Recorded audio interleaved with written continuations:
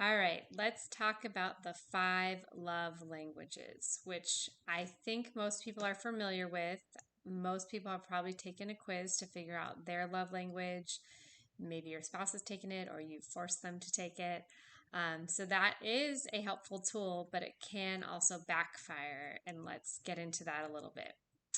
So, the love languages. If you're not familiar with the book and the concept by Gary Chapman, basically we all have dominant, maybe one or two love languages that we speak, and then also you receive. And I guess there can sometimes be a difference, your preference for speaking and receiving, but usually we tend to speak the language that we prefer and vice versa. So, very often spouses will speak different love languages, and then they will essentially, you can end up feeling unloved by your spouse because they're not speaking your love language. They're not filling your love tank, which is another concept.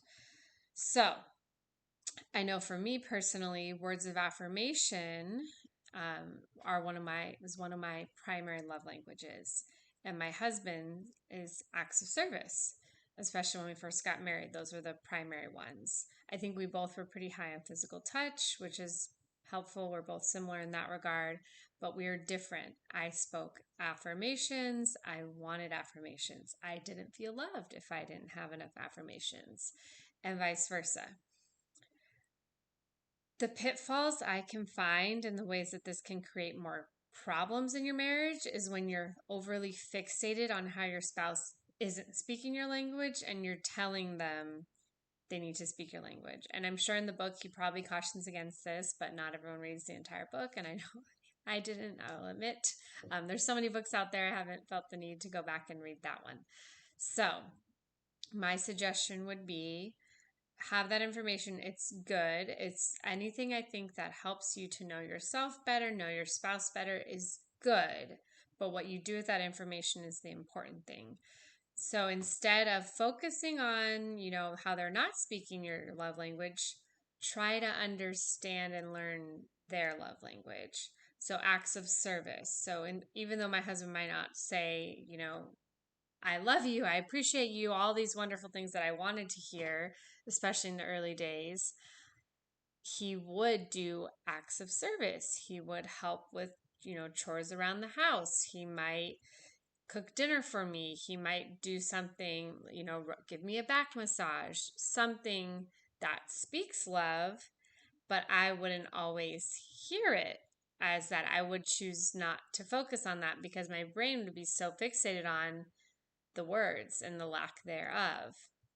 So when I would try to express that to him, what he would hear is, I'm doing all these things, but you don't even recognize them. So he would feel hurt, he would feel unappreciated, and then that would kind of demoralize him. And then vice versa, I would be saying I love him, but he wasn't feeling loved because I wasn't showing these acts of service. So fast forward 10 years into our marriage, I recognize I think I should go back and take the quizzes again. I know I took the temperament again and my temperaments had changed because I've grown and changed as a person. So I'm wondering if my love languages have changed because now I see how he shows love, even though he might not always say it, but he also does say it more because in the past he felt like I was expecting him to say particular words and kind of forcing it, and it didn't feel like love because it just felt like a requirement that he was needing to meet, which really felt yucky for him. And then it didn't feel good when he said it to me because it didn't feel as genuine. So, love languages, very helpful, great information, great tool, but please do not fixate on how your spouse is not speaking your language. And please learn how to speak their language and hear their love language because that makes them feel good because obviously they both of you want to each other to feel loved, and of course I'm sure they will in some ways strive to speak your language, so make sure you appreciate that and do not do anything like critical or say anything because of course it might not be as natural for them to do it. So just graciously receive and appreciate everything that they do, say, but please try to speak their language. Try to appreciate how they show you love.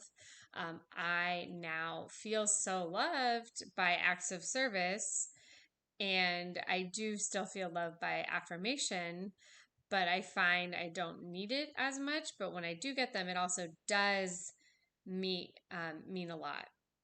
So I hope that's a helpful little reminder. I hope that can save you some arguments or just keep you in a more positive mindset towards your spouse, because yes, it can be hard when you're speaking different languages, but just like in general, if you are trying to communicate with someone, you don't typically force them to speak your language. You try to understand their language and vice versa.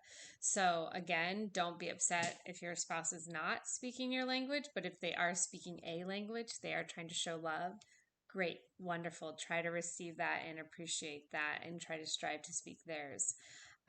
I hope this is helpful. If you have any questions about the love languages, please post them below.